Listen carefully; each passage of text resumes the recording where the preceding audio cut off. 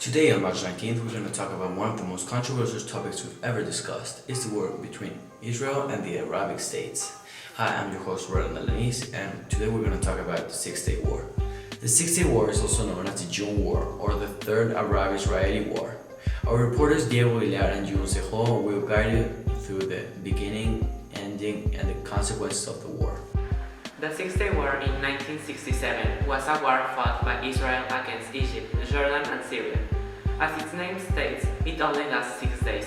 Arab states were also held by Iraq, Kuwait, Saudi Arabia, Sudan, and Algeria. The war on the Egyptian front lasted 4 days. The Jordan front only 3, while Syrian front lasted the whole 6 days. The conflict began when, after the Second World War, many Jewish people immigrated to the Palestinian Mandate. A direct cause of the Six-Day War was Israel's independence. When Israel proclaimed independence on May 14, 1948, after a UN mandate in 1947, which proposed the division of the Palestinian Mandate in a Jewish and an Arab state. Shortly after, however, it was forced to defend itself against the invasion of Egypt, Jordan, Syria, Lebanon, and Iraq. Another direct cause of the war was the Egyptian blockade against Israel through the Gulf of Aqaba in 1967. Egypt's leader, Gamal Abdel Nasser, expelled UN peacekeepers in the Sinai and mobilized troops and weaponry to Egypt's border. 3 days after, a blockade for Israel ships was established. Egypt had officially declared its intentions to destroy Israel.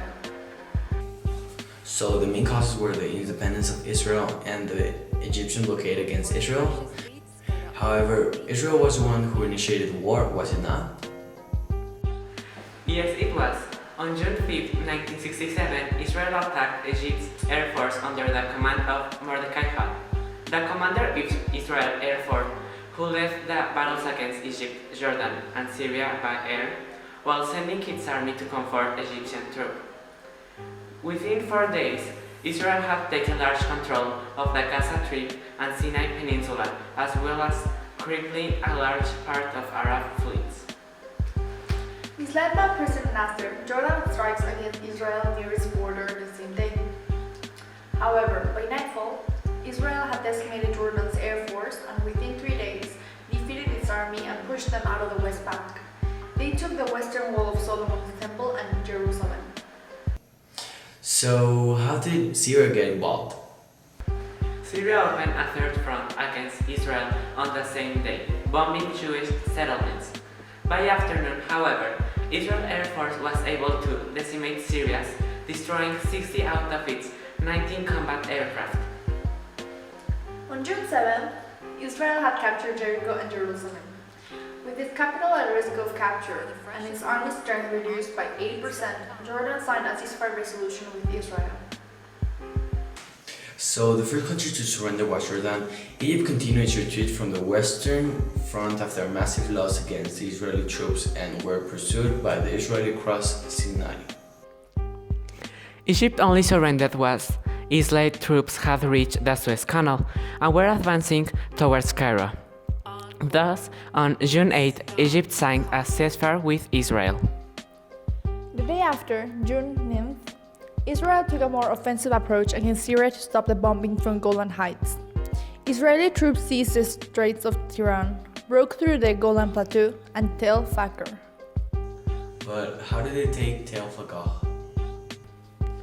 Well, the commander Musa Klein, with only 25 men at his disposal, managed to reach Tel Fakr.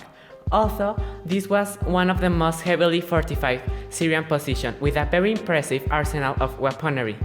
Due to miscalculations by the Syrian captain Ahmad Ibrahim Khalili, Klein and his platoon managed to overtake the Arabs and continue up the heights. Finally, on the sixth day, June 10th, the Syrian army retreated and Golan Heights was under Israeli control. Damascus was vulnerable to attack, and by nightfall, Syria signed a ceasefire with Israel. And that's how the Six-Day War ended. The war had ended, but it had consequences on both Israel and Arab states.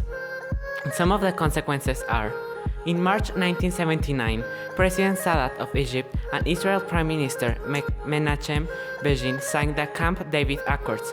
This peace treaty led to Israel withdrawal from the Sinai Peninsula and ended the war between Egypt and Israel.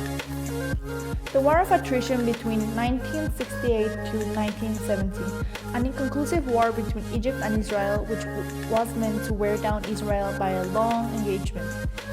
This was meant to provide Egypt with an opportunity to regain control of the Sinai Peninsula. This is the end of today's broadcast, and thanks for your attention. On behalf of the crew, we wish you all a good day.